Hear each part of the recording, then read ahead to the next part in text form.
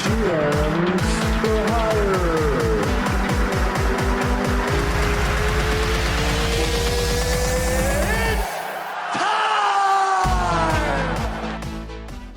Welcome back to another episode of GMs for Hire. I'm JAMIL. With me is RJ. We're back talking college football. You've seen us last time talking about the top players and our quarterbacks in the ACC. Today, we're talking about the whole conference, the whole enchilada, top to bottom. We're going to break down every team. We're going to hit on every team, talk about the good, the bad, the ugly in this conference. RJ, how you feeling? Yeah, there's definitely some ugly in this conference. Hey, this conference, I said it in the player video, this conference is going to be a lot of fun this year. The last time the ACC was fun to watch as a whole was 2016. I think we're going to have a similar year to that this year. You know, I'm hoping for that. I hope every conference can be close and tight because I want to see some tight races heading into the conference championships in the last weeks of the season. But without further ado, we're just going to get right into it. We're going to start off with the ACC Coastal Division. The Atlantic Division. I'm sorry. We're starting from the Atlantic. We're going to start right at the top. Clemson Tigers. The best team in the conference for the past few years. The rich get richer. Trevor Lawrence out. DJ Ukulele, as you like to call him, Ukulele, is in. Obviously, they returned a great team, but can a freshman quarterback lead them to greatness? Oh, absolutely. This is not your average freshman quarterback right here. Like you said, you lose Trevor Lawrence, you're thinking maybe they'll take a step back. In comes DJ Ukulele. That's ridiculous. He's going to be just as good as Trevor Lawrence, in my opinion. This guy is a freak naturally. He's in a great system. He'll be fine. You lose Travis Etienne. How are they going to run the ball? Oh, well, Lynn J. Dixon's a stud. Oh, by the way, you got 5-star Will Shipley coming in. Oh, well, they don't have the receiver depth. Didn't they lose Cornell Powell? Well, Justin Ross is back from neck surgery. This team is still loaded. Like, it's unfair. You said the rich get richer. This team just doesn't run out of money. They got, in rap videos they're talking about, they don't give you a limit when you keep the money coming in on this credit card. That's the credit card Clemson's got right now. There's just no limit. The money, they're just so rich. It's annoying.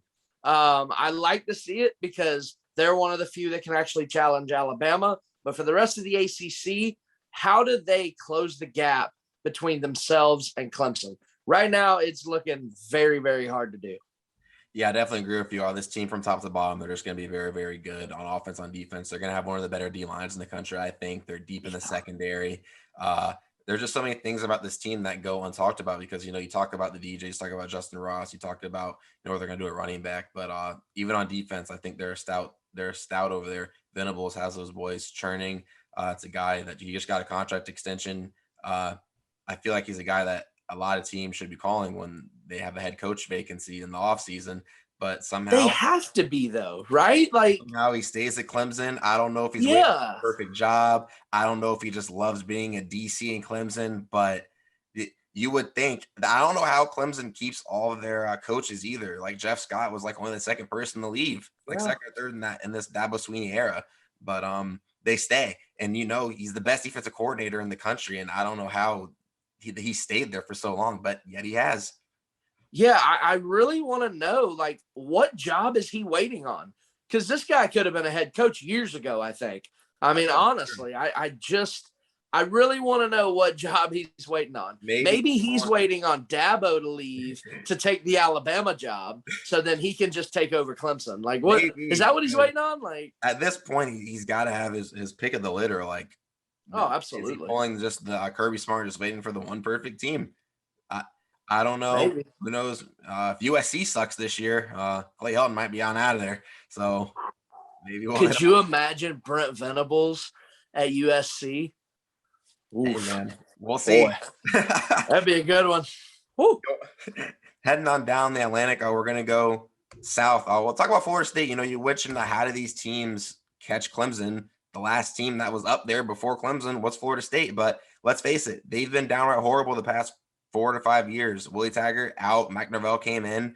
On the recruiting trail, he's doing some good things. On the field, though, it's a work in progress. We don't know who's going to start between Jordan Travis or McKenzie Milton. I think, either way, both are going to be good quarterbacks. Both will give you a better chance to win than what you had last year. But for me, it all starts with the O-line. You got to be able to protect whoever plays quarterback. especially if it's Mackenzie Milton coming off of that tragic injury he had. You got to keep him upright. He can do when he can play, but the question is he going to get the chance?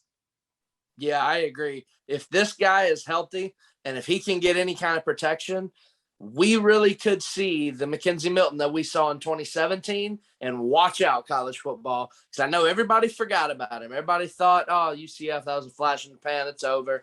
And now Dylan Gabriel took the limelight away from him. But nah, Mackenzie Milton's back. And under Mike Norvell, who's always had good quarterbacks, I really think Mackenzie Milton can succeed in this offense. Jordan Travis obviously can. He can do great things with his legs. If Florida State starts Mackenzie Milton, they have a legitimate shot of getting to 8 or 9 wins and being, a pretty decent team. I don't know if they'll be able to hit 8 or 9. They got a tough schedule. He hasn't played in a long time, but I definitely think he will give them a good chance to win. I think either way, whichever one wins the battle, I think they're going to have to be able to run the ball. They just got transferred from Auburn, DJ Williams, and still have Corbin. They have the pieces to run the football there, especially if it's Mackenzie Milton. You gotta help him because we don't know how mobile he's going to be. And if it's Jordan Travis, he can already run. So he's a running back at quarterback. He's an electric player. But this team's got to score points because their defense has been very good. This whole team. I got one for you here. I'll give you a little. We're going to start off with a bang here. If Mackenzie Milton starts, Florida State's going to beat Notre Dame week 1 on Sunday night in Tallahassee. All right. They're going to win that game. RJ starting off hot, calling a Florida State win at Mackenzie Milton. Florida State with Mackenzie Milton. They are going to shock the world on Sunday night and beat Notre Dame. Well, personally, I want to see him start because I want to see the story finish. I think it deserves the ending he does not deserve the ending we saw with him laying down at Raymond James Stadium. The ending we deserve to see is him throwing touchdowns and ending his career on a high note, if you ask me. But, Florida State, you think they're going to come out on top? To me, they have a long way to go, but we'll see what they can do. Staying in this division, Boston College, a team that they were actually not that bad last year. Phil Dracovic, he's returning. He's one of the better quarterbacks in the conference to me. They don't have a horrible schedule. Jeff Hafley was pretty good last season, his first year. They return Zay Flowers as number 1 target. He loses number 2 target, Hunter Long, the NFL. But this is a team that I think is going to be pretty solid, and I think they can be one of those dark horse teams in the conference. No, absolutely. And you mentioned Jeff Hafley. It does start at the top. There's a lot of people that really, really like that guy and really think he can do big things at Boston College, which is not an easy thing to do. You mentioned they're going to have great quarterback play. They are one of the dark horse teams that I think can make it noise and potentially score an upset over a team that, might be kind of sleeping on them coming in. Oh, it's just Boston College. We'll handle them. Boston College might sneak up on some people, and they're going to beat a team this year that they shouldn't. I know that's kind of a wide open, very vague prediction, but there's going to be a game that, Boston College isn't going to win that game. It's going to be a noon game on like ESPN. Like, oh, no one's watching it. No, they're going to sneak up and they're going to win a game this year. And you're going to be like, whoa, what was that? Yeah, if you have a good quarterback in college football, anything can happen. I think Dracovic is one of the dark horse guys in all of college football. I think a lot of people are going to see him this year, and he's going to make some noise. When you have a guy like that, to me, anything can happen. This is a team that we mentioned before. They almost beat Clemson last year. They played them very tough. They took them to the wire. So I think a lot can happen with this team.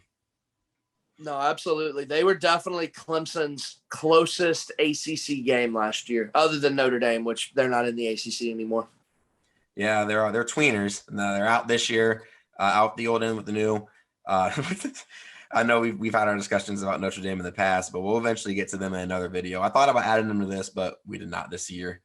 Staying within the conference, NC State. It's another interesting team to me. I think they have the best backfield duo along with Georgia Tech going into the season. I think Zay Knight is very underrated. I think he's a great player. I think he's a baller.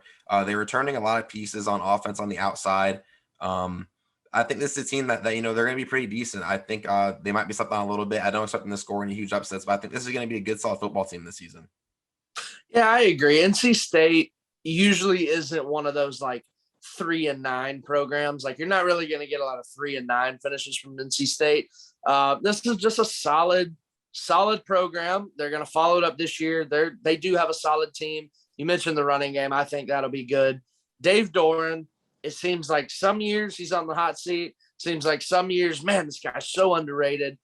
what are we going to get this year? I think we're going to get the underrated talk. I did see something a couple days ago about him being on a hot seat, and I'm just like, yeah, don't really see that. But what he's doing at NC State, he's being solid, honestly. There's a couple coaches on the hot seat to me in this conference that we haven't gotten to yet, but I don't necessarily think he's one of them. I think there's a couple other guys that have underperformed the past few years at some bigger teams that we're going to get to that might be getting looked at in this conference, if you ask me. But to continue down in the Atlantic, Wake Forest, this is a team that I think can actually shock a couple people too. We talked about quarterback play with Djokovic. I think Sam Hartman is one of the better quarterbacks in this conference as well. And he's in that 3 to 5 range. To me, I ranked him number 5 in our rankings. This guy can pass the ball around. He's got Ja'Cory of him too. Robertson. I think he's a great receiver, one of the better underrated ones in this conference. This offense is going to score a lot of points. They also brought back the running back Christian Bell-Smith. The question for me was, will the defense be able to keep up? I think this team's going to put up points. They're going to put up yards, but will the defense be able to get stops? Absolutely. That's definitely the question with Wake Forest, because like you said, that offense, they're gonna do their thing. But that defense, when you've got to play in that ACC, which again, Clemson, Florida State, Miami, UNC, I don't know if they play all of them or not, but there are some actual like potent offenses in that conference this year. If you're not a balanced football team, you're going to fall behind. Yeah, you might be able to get into a shootout. Maybe there's a late turnover and you can get a win, but it's going to be tough. If that defense isn't playing at the level, or at least close to the level of your offense, it's going to be tough. I agree, Sam Hartman, he's going to need some help. Yeah, definitely. I think they're going to be able to put up points. But like we said, will they get the stops? Continuing down the Atlantic, we're going to hit Louisville. Malik Cunningham returns. He's in one of a number of the ACC. I think the ACC, I haven't looked at the numbers, but I think they probably have the most returning quarterbacks out of any conference. They have a lot of guys coming back. Cunningham, he struggled a little bit last year. Now he loses Tutu Atwell, loses Hawkins at running back. They lost a lot of players on offense. So they also lost Des Fitzpatrick. So I don't know what this team's going to look like. I think Louisville could regress this season. You're filling a lot of shoes with this team. We're going to mention, your boys, they lost a lot of people, but I think y'all will be able to withstand it more than this Louisville team. I think they're going to struggle a little bit losing all those pieces. Yeah, no, I agree. I did not expect Louisville to regress as much as they have the past couple years. This is a team, I like the moves they made, with the coaching staff, things like that. Malik Cunningham, he did lose his receivers, but Louisville's not a bad program. Like, this program can't stay down forever. I do think they will bounce back a little this year. I know last year was tough for everybody, but I do think Louisville will actually be solid this year. I have no reason as to why, but strong quarterback play and a decent head coach. I do think Louisville will kind of start to make their way back to where they were. But, yeah, it's a long road ahead for them. They really, after, the Bobby Petrino, Lamar Jackson, all that whole era, it's a rebuilding process, honestly, at Louisville. And, it's going to take some time. Yeah, me personally, I think they might struggle this season. It sucks. They went from Bridgewater to Jackson, and now, they're back down not one. They were a top program at one point. They were buzzing. I think that might be a tough year for them. And to finish out the Atlantic, we're going to talk about Syracuse. I'm a big Syracuse basketball fan when it comes to football. I really could care less, sadly. But I think it's going to be a rough year. Dino Babers, he's definitely on the hot seat. He's definitely, if he doesn't win some games this season, he's definitely going to get fired. Outside of that 1 year of Eric Dungy, when they had a lot of wins, their offense was buzzing. They have not been good since. Questions at quarterback for them, I think. Does Time with DeVito keep his spot? He's been there for a couple of years. Do they give it to the transfer Garrett Schrader? Personally, I don't know if either will be able to save the offense, but they're going to have to put up points, and the defense is going to have to get some stops. They're going to have to get some wins, or Dino's going to be gone. Yeah, and that's a shame. I actually really like Dino Babers. A couple years ago, you mentioned that 1 year with Eric Dungy. Did they win 10 games that year? I swear they did. They won 9 or 10. They won a lot. They were really good that season. Yeah, it was ridiculous. I think that was the year they beat Clemson too on that Friday night. What's up? I think it was 2018. Something like that. Yeah, it was around that time. But I really like Dino Babers. I think this guy can coach. Syracuse is a tough place to play to coach at. I know you're going to mention one on the other side that is a better coach than his record says. I really think Dino Babers can coach. And maybe if they struggle again this year, he can go land a job somewhere else and kind of start this climb again. maybe this is going to be a blessing in disguise, because I think if you get him somewhere that can actually win and compete year in and year out, I think Dino Babers can be a very good football coach. Yeah, we'll definitely see what happens with him. I think there is a good chance, we see him elsewhere next season. But sliding on over to the Coastal, we're going to start at the top. We're going to start with your team. Honestly, you're rocking them right now, the North Carolina shirt. I think this team that's between them and Miami to win this side of the conference. Sam Howell comes back, one of the best quarterbacks in the entire country, let alone the conference. But the problem is, RJ, you're replacing almost the whole offense. Both top receivers, both top running backs, all gone. How do you think this shakes out? Absolutely. That's tough. This is going to be where Sam Howell earns his money, as far as the NFL calling. Ty Chandler, the transfer from Tennessee at running back. You look at the stuff he's done at Tennessee. I don't know if they just didn't use him correctly or what, but he actually had a lot of all-purpose yards. The guy seems like he's a pretty solid running back.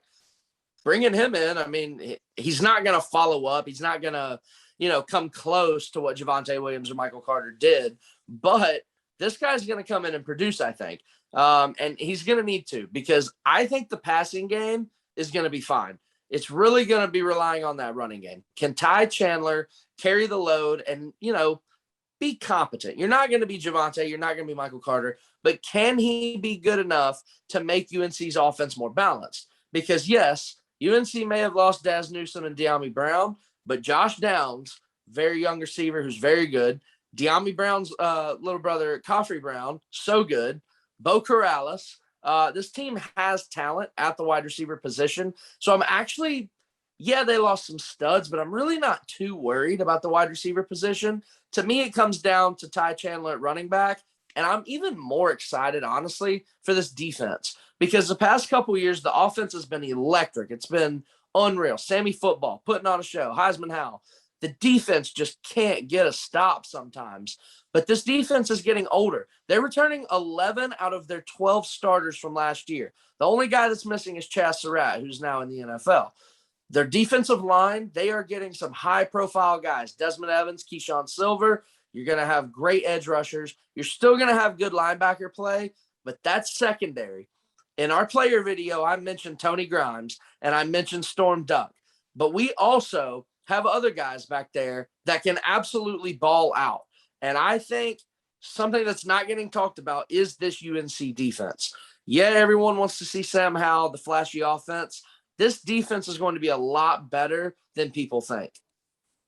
Well, you guys are definitely going to need it, I think, to compete with the Clemsons and the Miamis, the team we'll talk about next. But you're interested about the defense. I want to see what the offense will do, replacing all these guys. I think it's going to be tough. I think Sam is going to make his money.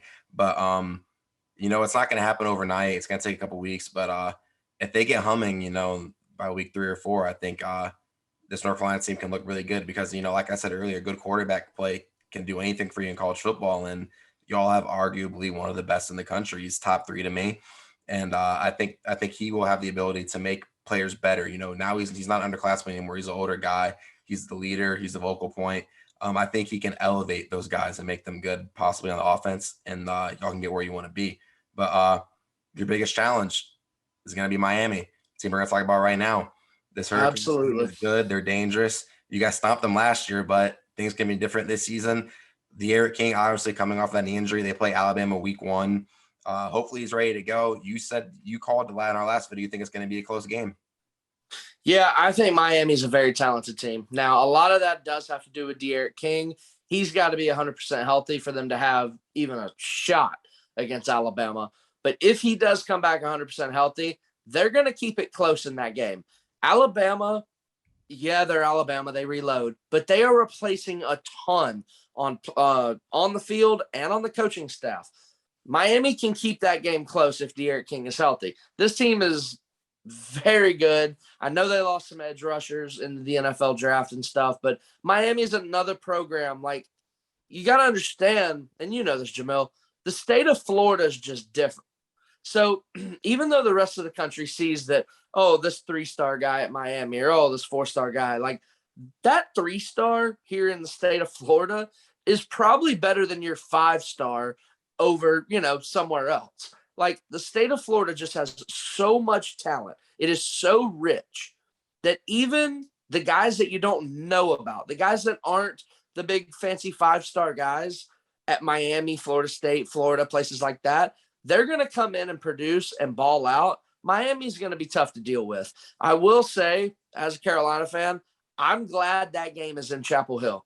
At least Carolina has a little bit of a home field advantage there, October, when they play each other.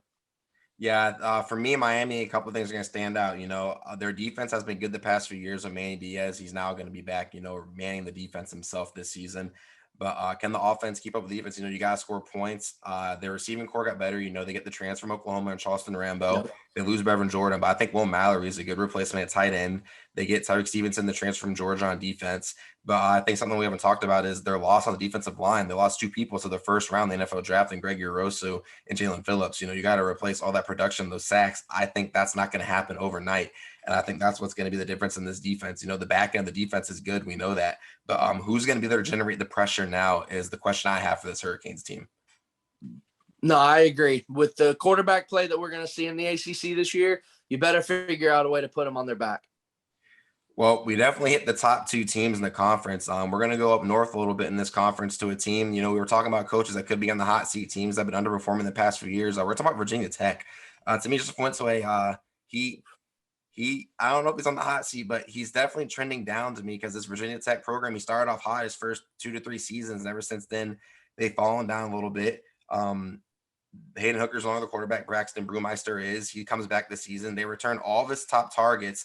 They lose star running back Khalil Herbert, though. So we'll see what happens with this Virginia Tech team. But I think this is a huge year for Fuente. I think he needs to finish really high in this division. I think he really can only afford to drop those games to y'all at the top, Miami and North Carolina. I think he needs to put up an 8 to 9 win season over there in Virginia Tech.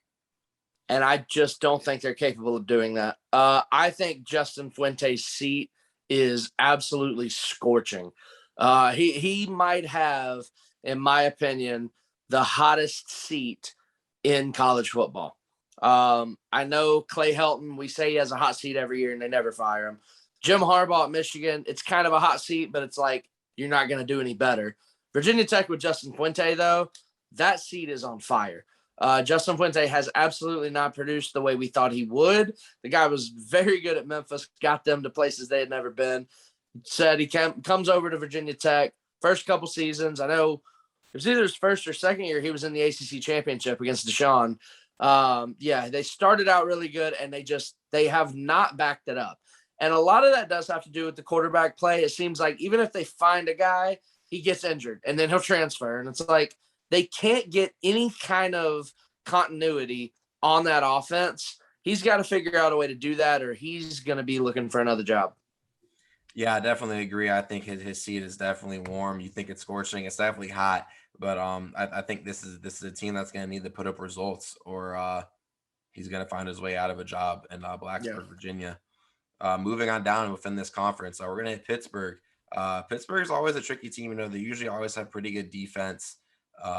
But their offense, it's not always up to par. This is another team returning a quarterback, 5th-year senior Kenny Pickett. He returns all of his star receivers, Jordan Addison and Tysier Mack. But the problem is, they were lacking the big play last year, and I don't know if they're going to get it this year. Their defense is always usually good. They lost a couple good players, but Narduzzi always usually has his team play tough, though. Yeah, no, Pat Narduzzi, I really like that guy. Back when he was the defensive coordinator at Michigan State, this guy, his teams are always going to be tough. They're never going to be out of a game. They're a tough team to play. And I will say, again, North Carolina has to go play them on a Thursday night in Pittsburgh, I think early November. And that is actually the one game that I'm the most scared of on their entire schedule. And they play at Virginia Tech, they play Miami, they play Florida State, they play Notre Dame. But I am more worried about that Thursday night game at Pittsburgh in November because it just screams trap game to me. Yeah, that definitely is a for sure trap game because that's a team that you don't want to see them get blown out. They play tough. And, those random Thursday night games, those are the ones that get the good teams. I definitely agree with you on that one. Yeah. Go ahead. Yeah, no, that was it. All right, moving on in this conference, we're talking about Virginia. Bronco Mendenhall. This Virginia team, they're always tough to pick apart too. They're not always super nasty, and they're not always super bad. Bronco's a good coach. He's usually got his teams kicking. They return another quarterback and Brennan Armstrong. He ranked 3rd last year in total yards per game, but we'll see if he can be better this season. This team, I think they might be able to surprise people, but their schedule is kind of tough. But I think this is a good, solid football team. They're not going to go anything crazy, but they'll make a bowl game.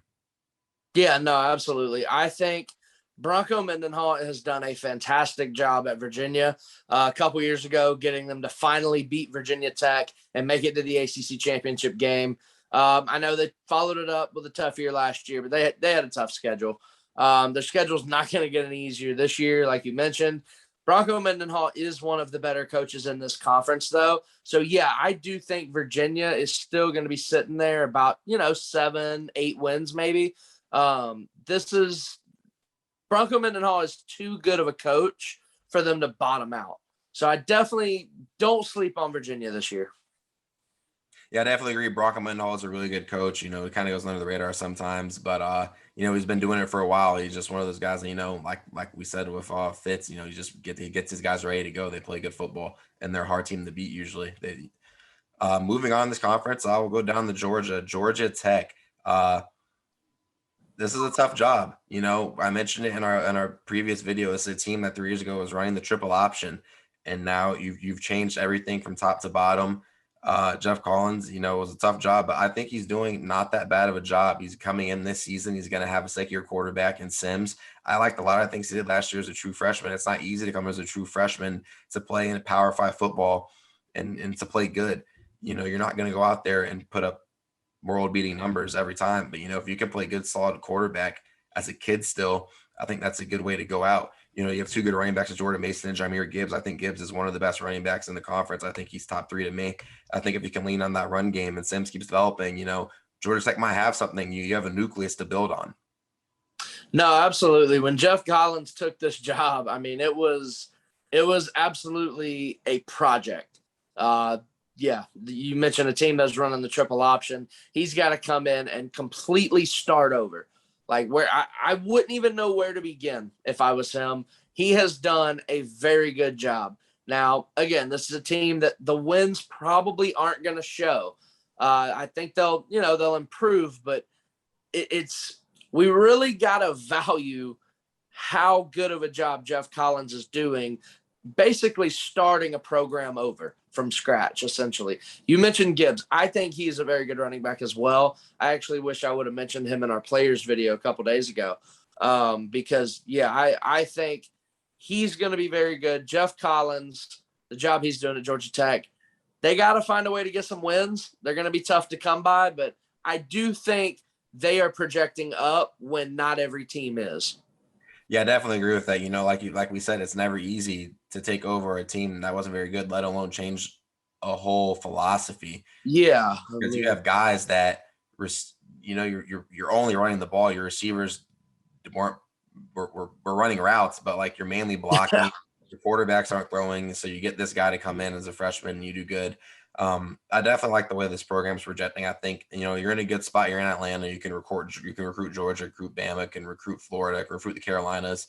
So I think you can get some athletes in here and they can start turning things around. No, absolutely. I've always thought that Georgia Tech, if they could get away from the triple option, them being right there in the heart of downtown Atlanta, Georgia, I really think that could be a sleeping giant. I don't know why. I've just always thought that Georgia Tech, there's some potential there. And if Jeff Collins can be the guy to do it, I'd love to see it.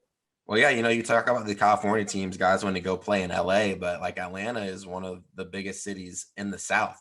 So absolutely, these guys, that's a hotbed. So if you can convince them to come, and now with the NIL, all the money you can make in Atlanta, if Georgia Tech can become a good team, you're in a city with endless opportunities. Georgia Tech might have something on their hands. That's absolutely. That's something we might talk about down the line for sure. To round out the conference, we'll go to the Harvard South, Duke. You make that face. Yeah, it might be hard. David Cutcliffe, he had a good run for some years at Duke. But that run seems to be coming lower and lower to an end. They've been struggling the past few years. He loses Chase Bryce this season. Doesn't have his quarterback. I think it's going to be a tough year for the Dukies, the Blue Devils. Yeah, bro. There's not much to say about Duke. Yeah, look, I think David Cutcliffe is a good coach, but Duke is a very tough place to play, tough place to win, tough place to honestly to do anything except be like a scientist or a basketball player. Yeah, it's definitely hard to build a culture of football at a school that's so high in basketball and academics. You're always going to be overshadowed. But we've gone through all the teams now. We broke down a lot. So RJ, how do you see the ACC ending up? Who takes home the crown of the Atlantic and who takes home the crown of the Coastal? All right. So I actually kind of gave it away in the player video. I think the ACC championship is going to be Clemson versus North Carolina. Clemson is going to lose week 1 against Georgia, and then I think they run the table. They won't lose again. They won't lose again in the regular season.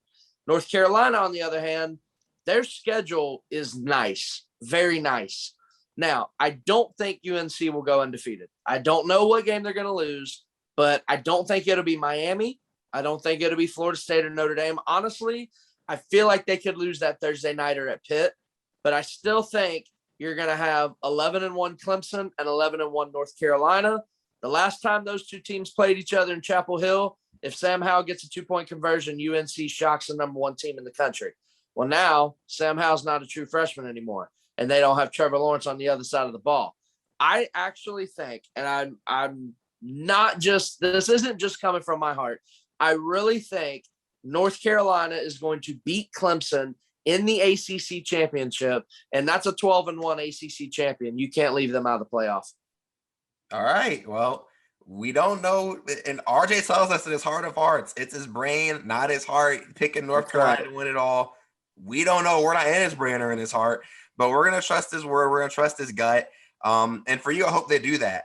For me, I definitely agree with you. I think Clemson in a close game will lose to Georgia. I think Georgia has to win that game. We'll definitely talk about them in our SEC video. They have a lot riding on this season. Talk about a team that can't afford to slip up.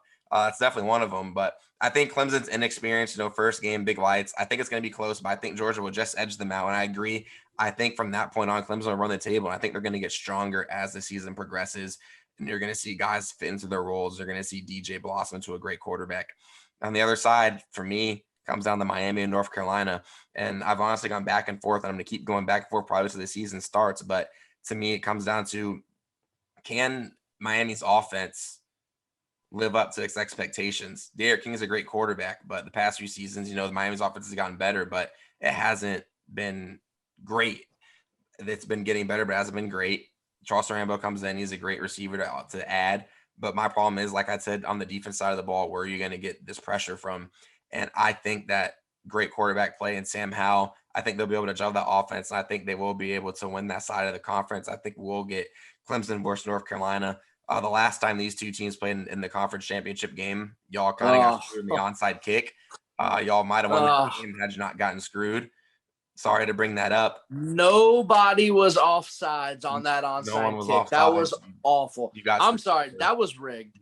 Pull up Steph Curry's wife's tweet. Sorry, I saw it right in front of me. It was rigged. The ACC knew if Clemson would have lost that game, the ACC would have been left out of the playoff, because UNC, even though they were 11-1, they were ranked 10th behind like 3-loss Notre Dame or 2-loss Notre Dame, whatever it was. And there was no way that UNC was going to jump all the way to 4, even if they beat Clemson. So the ACC knew they had to protect Clemson in that game, because if Clemson lost, the conference wasn't going to the playoff. Yeah, that was definitely, no one was offsides. I remember that play vividly. It was crazy. I was like, oh my gosh, they got the onside kick. I was jumping up and down. They showed the replay. Even the announcer was like, no one's offsides. And it's crazy that that's not a reviewable play. But ridiculous. It is what it is. But I think it's going to be a rematch of that game. But my head's telling me that, Clemson's going to be too strong. I think you guys have a great team. But at the end of the day, Clemson always finds their way into the playoffs. And I think they're going to do it again behind a freshman quarterback. I think the team's going to get hot. I think it will be a close game. Howell versus DJ will be electric. But at the end of the day, I think Clemson will just be a little bit too much. I think that game right there may be the best game we see all year. I think you're going to have two heavyweight quarterbacks, great teams, great coaches that love each other. Could be, I don't know if they're both 11-1. That's a top, 7 matchup probably right there. That game, if it happens the way I think it should happen, dude, that game's going to be unreal. Yeah, that'll definitely be electric. And I think we both agree that this conference is a 3-team race between Clemson, Miami, and North Carolina. The question is, I think Clemson will easily roll on their side. The question is, who'll edge out between North Carolina and Miami? To me, it's hand in hand. I think either it can go. I need preseason. I'm going to go for North Carolina. I need to see throughout this season, how these things go, how Miami's offense gels, how King looks, how y'all's offense gels, how your defense looks. Absolutely. Well, absolutely. Who do you think wins player of the year? Think it's going to be Sam Howell? Yeah, I mean, I know that's easy. That's a layup. But, I mean, I think Sam Howell's the best quarterback in the country. I think he's going to be a top 3 draft pick in the NFL next year. I think he's going to lead UNC to the playoffs. So, yeah, player of the year, absolutely. Yeah, I definitely think, we just mentioned those 3 teams. I definitely think player of the year is going to be between DJ, De'Eric, and Sam. I honestly wouldn't be surprised if DJ got it, though. I honestly think he's going to have a crazy season. Oh, so do I. He's a freak. He's the next one in line. It was Taj, then Deshaun, then Trevor Lawrence. Well, now here comes DJ. Yeah, the rich, like we said, the rich get richer. It's crazy. They're ridiculous. Becoming a quarterback factory. Deshaun first round, Lawrence first round. If DJ keeps this up first round, that's 3 straight first round quarterbacks. Looking like what Florida State did when they had EJ Ponder, Jameis. Yeah. And so the ACC, they're still putting out quarterbacks, and for us, that was our ACC preview. You heard it here first. RJ is called North Carolina will defeat Clemson, and they will go to the playoffs this season. And he says Miami is going to give Alabama a run for their money in week 1. Absolutely. Book it. And for that, I'm JAMIL. That was RJ. This is our ACC preview. Stay tuned with us for the rest of the summer as we bring you previews for every conference. Y'all be easy.